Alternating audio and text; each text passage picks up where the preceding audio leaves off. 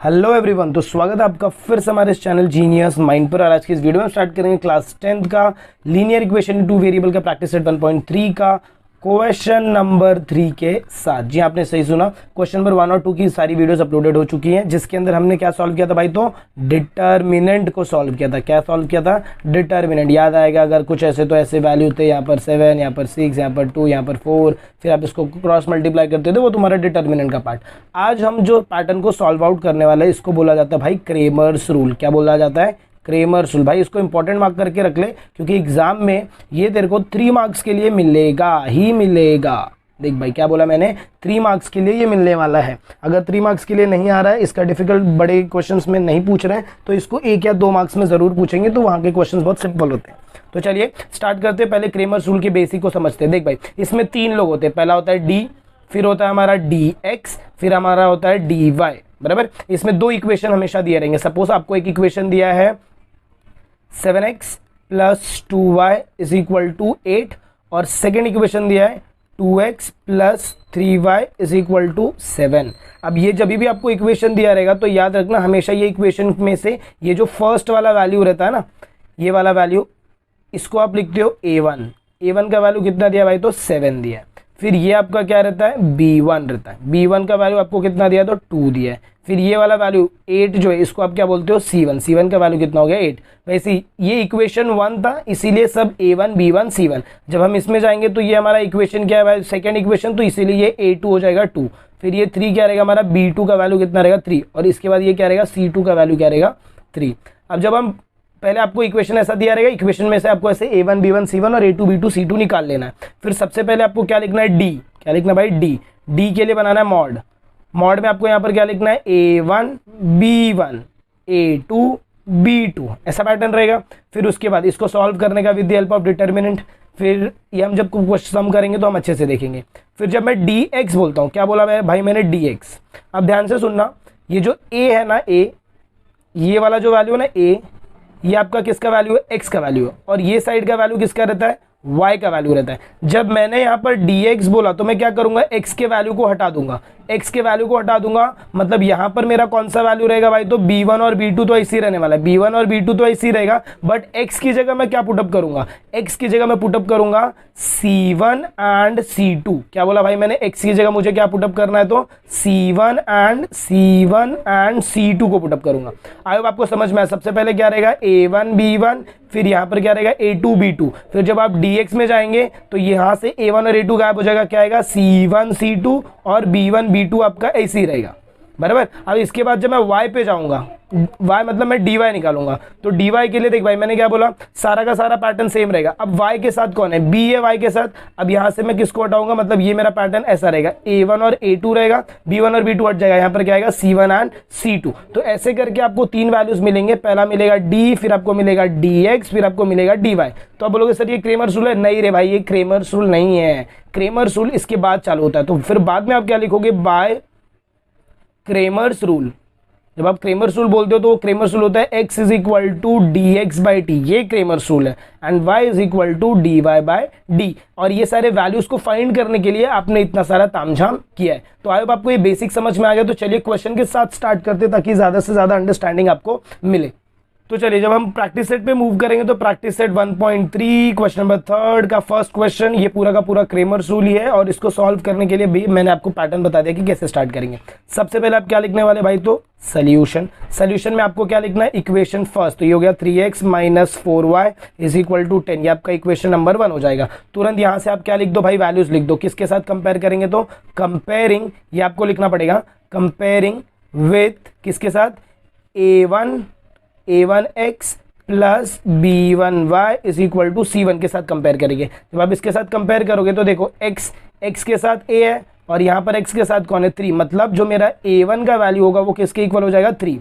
Similarly यहाँ पर y के साथ कौन है, b1, और यहाँ पर y के साथ कौन है, 4 है। तो यहाँ पर साइन भी आपको लिखना, अगर प्लस रहेगा तो b1 प्लस रहेगा तो प्लस लिख देंगे, माइनस रहेगा तो माइनस। b1 का वैल्यू कितना हो गया, 4, और फिर बचा गया c1 का वैल्यू कितना रहेगा, 10। सिमिलरली आपको सेकंड इक्वेशन को कंपेयर करना है। जब आप सेकंड इक्वेशन को कंपेयर करेंगे, देखो क्या है second equation, 4x plus 3y, 4x plus 3y is equal to 5 दिया। तो यहाँ पर आपको क्या लिखना है, 4x plus 3y is equal to 5। This is your second equation. अब इसको भी आप क्या करोगे भाई, तो कंपेयरिंग। तो आपका स्टेटमेंट क्या रहेगा, कंपेयरिंग। किसके साथ कंपेयरिंग करना है, तो कंपेयरिंग विथ, अभी ये सेकंड इक्वेशन है तो इसको कंपेयर करेंगे a2x plus b2y is equal to c2 के साथ। जब आप इसके साथ इसको कंपेयर करोगे तो देख भाई वैल्यू क्या क्या आएगी, मैंने क्या बोला, x के साथ यहाँ पर कौन है, a2 है, यहाँ पर x के साथ कौन है 4, तो a2 का वैल्यू आपका कितना हो जाएगा 4। फिर y के साथ कौन है 3, यहाँ पर y के साथ कौन है b2, तो b2 का वैल्यू आपको क्या कंसिडर करना है 3। फिर यहाँ पर c2 का वैल्यू आपका कितना हो जाएगा 5। अब आपको सब ये बनाने के बाद अब आपको क्या स्टार्ट करना है, सबसे पहले आपको बनाना है d। क्या बनाना है, d का बॉक्स। डी के बॉक्स के लिए आपको बताया था मैंने, आप क्या लिखेंगे, यहाँ पर आएगा a1 b1, फिर नीचे आएगा a2 b2। अब आपको सिंपली क्या करना है, a1 b1 की वैल्यूज और a2 b2 की वैल्यूज को पुटअप करना है। चलो a1 और b1 देंगे तो 3 और -4, तो यहाँ पर कितना हो जाएगा भाई, तो 3 और यहाँ पर क्या आएगा -4। फिर a2 का वैल्यू कितना है 4 और b2 का वैल्यू कितना है 3। अब इसको आपको सॉल्व करना है with the help of determinant. जब डिटर्मिनेंट की मदद से सॉल्व करेंगे, आपको पता है डिटर्मिनेंट में क्या करते भाई, सबसे पहले इसको मल्टीप्लाई करते, फिर माइनस का साइन डालते, फिर इसको मल्टीप्लाई करते। वही मेथड आपको यहाँ पर अप्लाई करना है। तो चलिए देखिए, सबसे पहले आप क्या करेंगे, 3 मल्टीप्लाई बाय 3 करेंगे, फिर माइनस का साइन आएगा, फिर क्या होगा 4 मल्टीप्लाई बाय -4 होगा, मतलब ये 3 3 सा कितना हो जाएगा भाई, तो 9 हो जाएगा। फिर यहाँ पर रहेगा माइनस, फिर ब्रैकेट 4 4 सा कितना होगा 16 होगा, बट इसका साइन क्या है भाई, देखो प्लस है, प्लस माइनस माइनस, 4 4 सा 16। मतलब आपका जो फाइनल आंसर आएगा that will be equal to 9 plus 16 which is equal to कितना हो जाएगा भाई, तो 25।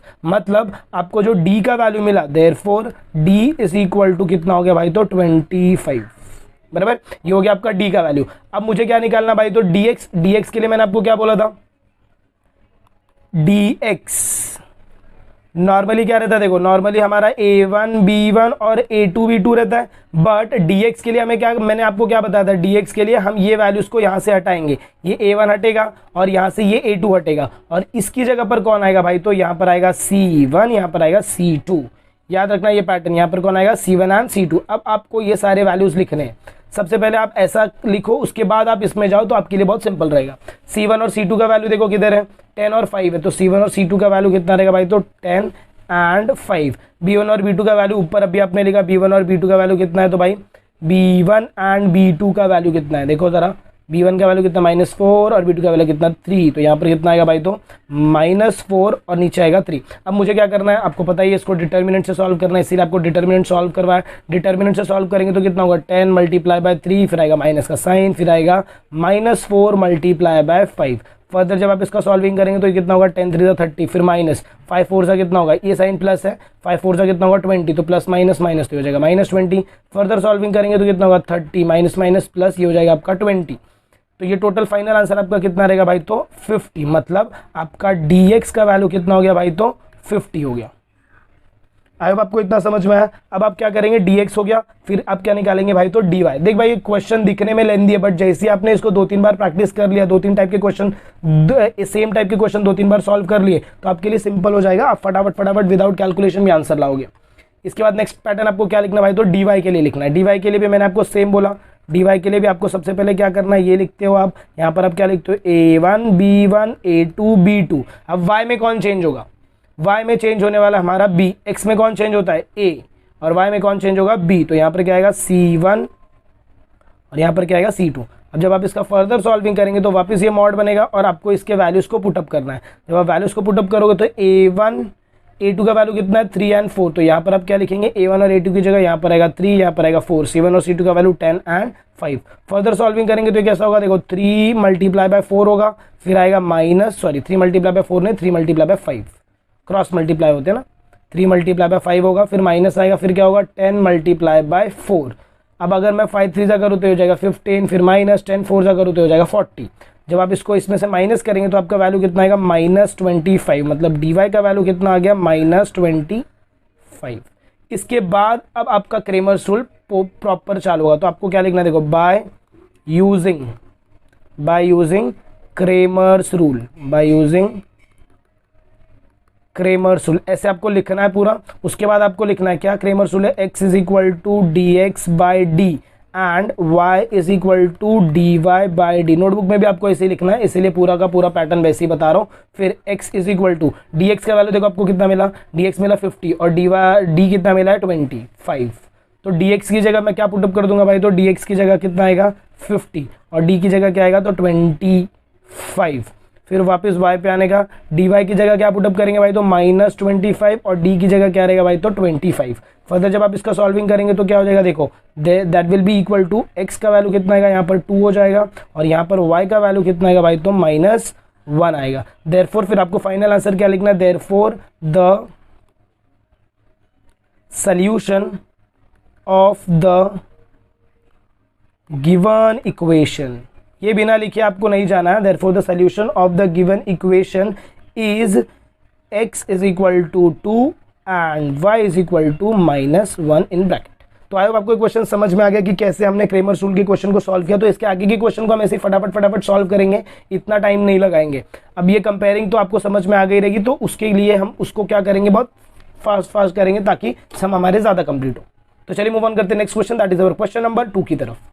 तो चलिए जब हम क्वेश्चन नंबर 2 की तरफ मूव करते हैं प्रैक्टिस सेट 1.3 का, तो यहाँ पर आपको 2 इक्वेशन दिया है। सबसे पहले आपको क्या करना है, दोनों इक्वेशन को लिखना है। तो जब आप सोल्यूशन का पैटर्न लिखेंगे तो सोल्यूशन में सबसे पहले क्या आएगा, 4x + 3y - 4 is equal to 0। अब भाई देखिए जनरल फॉर्म में नहीं है, जब मैं general form of linear equation बोलता हूँ तो वो होता है ax + by is equal to c, मतलब ऐसा रहता है x और y इस साइड रहते हैं और ये नंबर दूसरी साइड, मतलब मेरे को इसको जनरल फॉर्म में लिखूंगा तो ये होगा 4x + 3y is equal to -4 उस साइड जाएगा तो क्या हो जाएगा भाई, तो +4 और इसको पुटअप करेंगे इक्वेशन नंबर 1।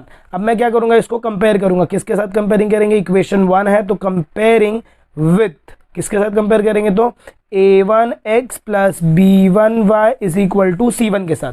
अब आपका वैल्यू कितना हो जाएगा, देयरफॉर a1 का वैल्यू कितना हो जाएगा 4, फिर b1 का वैल्यू कितना हो जाएगा 3 और c1 का वैल्यू आपको कितना मिलेगा भाई, तो 4 मिलेगा। सिमिलरली जब आप फर्दर मूव करेंगे तो हमारे पास सेकेंड इक्वेशन क्या है, देखो जरा सेकेंड इक्वेशन हमें कितना दिया है, 6x इज इक्वल टू 8, ऐसा दिया है 6x इज इक्वल टू 8 - 5। देख भाई ये भी जनरल इक्वेशन नहीं है, इसको कन्वर्ट करो, ये 6x हो जाएगा -y इधर आएगा तो क्या हो जाएगा +5y इज इक्वल टू यहाँ पर क्या रहेगा 8। This will be your equation number 2। अब इसको वापस आप क्या करेंगे भाई, तो कंपेयरिंग, क्या करेंगे कंपेयरिंग, ये इक्वेशन 2 है तो ये जो कंपेयरिंग होगा ये होगा comparing with a2x + b2y is equal to c2।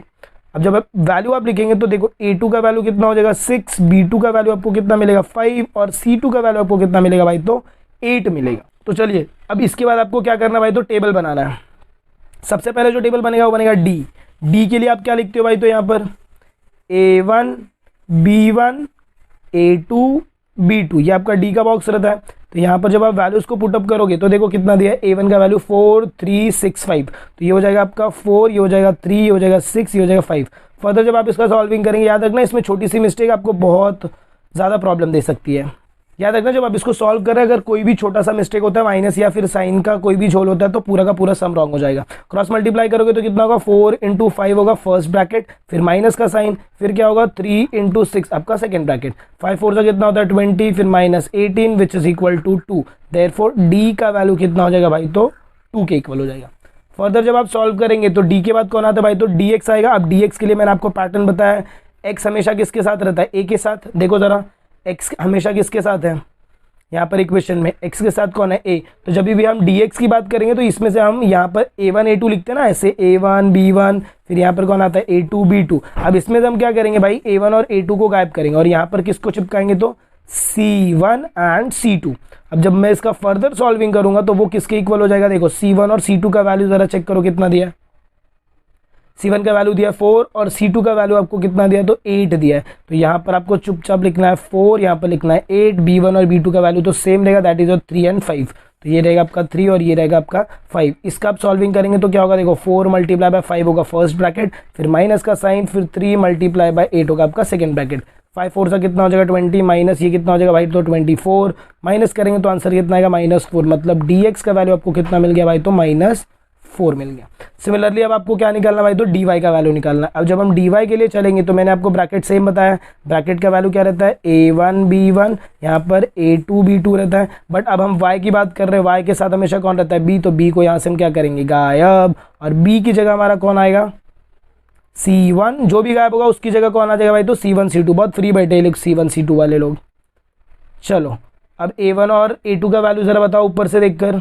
A1 का वैल्यू 4, A2 का वैल्यू 6 और C1 C2 का वैल्यू कितना मिला, 4 और 8 मिला। तो पहले C1 और C2 का वैल्यू लिख दो कितना भाई, तो 4 और 8। और A1 और A2 का वैल्यू कितना था, 4 और 6। ये वैल्यू कितना आपका 4 है और ये 6 है। क्रॉस मल्टीप्लाई करोगे तो ये हो जाएगा 4 × 8 हो जाएगा फर्स्ट ब्रैकेट, फिर माइनस, फिर होगा 4 × 6, this will be your second bracket. 8 4 जा कितना हो जाएगा 32, फिर माइनस 6 4 जा कितना हो जाएगा 24। अब जब आप इसको माइनस करोगे तो आपका जो फाइनल आंसर रहेगा दैट विल बी 8, मतलब dy का जो आंसर रहेगा वो कितना हो जाएगा भाई, तो 8 हो जाएगा। अब मुझे क्या करना है, ये इतना काम हो गया क्या, नहीं, अभी तो मेरा क्रेमर्स रूल चालू होगा। तो आप क्या लिखेंगे, by using Cramer's rule, by using Cramer's rule. Cramer's rule को अब लगाएंगे हम। क्या रहता है Cramer's rule, x is equal to dx by D and y is equal to dy by D. ये आपका क्रेमर्स रूल। अब बोलो x का वैल्यू तो ऐसे रहेगा, dx का वैल्यू दिया है क्या, अभी तो हमने फाइंड किया dx का वैल्यू कितना लिया है हमने, 4 लिया है। तो dx की जगह मैं क्या पुटअप करूंगा भाई, तो 4 पुटअप करूंगा, -4 बोलो। और d की जगह क्या पुटअप करेंगे, 2। और y की जगह ये dy का वैल्यू 8 मिला और ये 2। फर्दर जब आप इसका सॉल्विंग करेंगे तो देखो भाई x का वैल्यू कितना हो जाएगा, -2 हो जाएगा और y का वैल्यू कितना हो जाएगा भाई, तो 4 हो जाएगा। इतना होने के बाद आपको जो फाइनल आंसर लिखना है वो आपका क्या रहेगा भाई, तो therefore the solution of the given equation, solution of the given equation is x equal to -2 and y is equal to 4। ये रहेगा आपका फाइनल आंसर। तो आई होप आपको ये दोनों क्वेश्चन समझ में आए। तो अगर आपको वीडियो पसंद आए, अगर आपको ऐसा लग रहा है कि यस यहाँ पर इंटरेस्टिंग चीजें चल रही, तो मेक श्योर आप वीडियो को ज्यादा से ज्यादा अपने फ्रेंड्स के साथ शेयर कर रहे हैं। चैनल पर नए तो चैनल को सब्सक्राइब करना ना भूले। मिलते अगले वीडियो में कुछ ऐसे ही नए आगे की कंटिन्यूएशन के साथ। तब तक के लिए have a good day and take care.